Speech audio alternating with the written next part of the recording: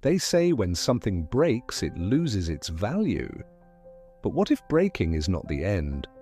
What if it's the beginning of becoming something stronger, more beautiful, more real?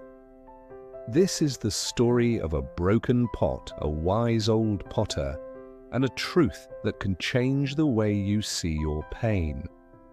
Once upon a time, in a small mountain village, there lived an old potter named Elias. He was famous for making the most beautiful clay pots anyone had ever seen. Each one was perfect, smooth, symmetrical, glowing like sunset on river water. But Elias had one rule in his workshop. He never threw broken pots away. While other potters smashed their cracked pieces, Elias kept them carefully on a wooden shelf, covered in dust and light. People often asked him, "Why do you keep those old broken pots? They're useless." He would smile and say, "Not yet." One morning, a young apprentice named Noah came to learn from him. Noah was ambitious, impatient, and wanted to master everything fast. Elias taught him to shape clay, to breathe slowly, to listen to the rhythm of his hands. But one day, frustrated, Noah tried to rush the process. He spun the wheel too hard, and the pot he was making cracked down the middle. He shouted, "It's ruined!" and threw it to the floor, shards flying everywhere. Elias quietly walked over, picked up the broken pieces and said, "Noah, bring me the golden dust." Noah frowned. "Golden dust?" Elias nodded. "You'll see." He poured the gold powder into a bowl of sap and began to mix it into a paste.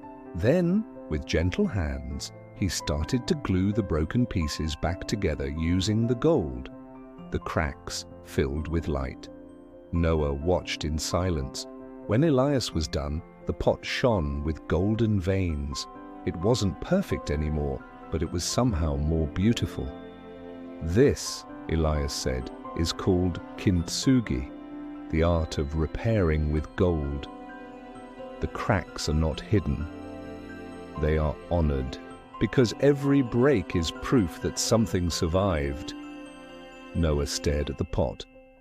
"But master, why not just make a new one?" Elias smiled softly. "Because broken things that heal carry a story, and stories are what make us whole."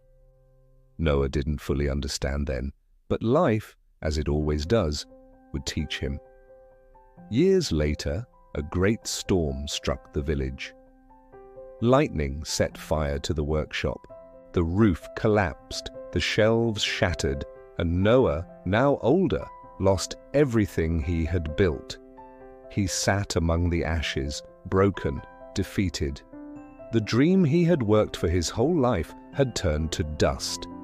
Then he saw it, buried under the rubble, the same pot Elias had once repaired with gold.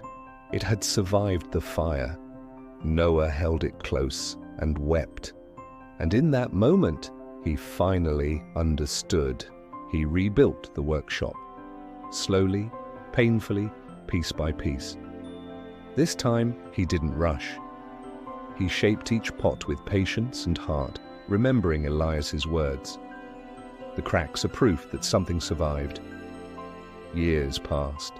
Noah became known as the Golden Potter.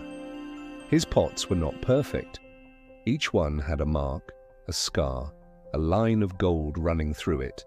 But people came from faraway lands to buy them, not because they were flawless, but because they were true. One day, a traveler asked him, "Why don't you make new pots instead of fixing broken ones?" Noah smiled.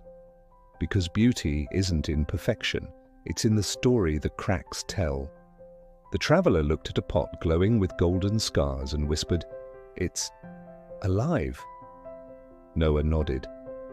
"So are we." He paused and added, "Life will break you, sometimes gently, sometimes completely. But what matters is what you do with those pieces. If you hide them, you stay shattered. If you mend them with love, courage, and patience, you don't just heal, you shine." He lifted one of the pots toward the sunlight, and the golden lines gleamed like rivers of fire.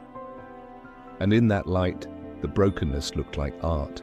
That night, as the fire in the workshop flickered, Noah whispered to himself, "We are all pots in the hands of time, shaped, cracked, and remade."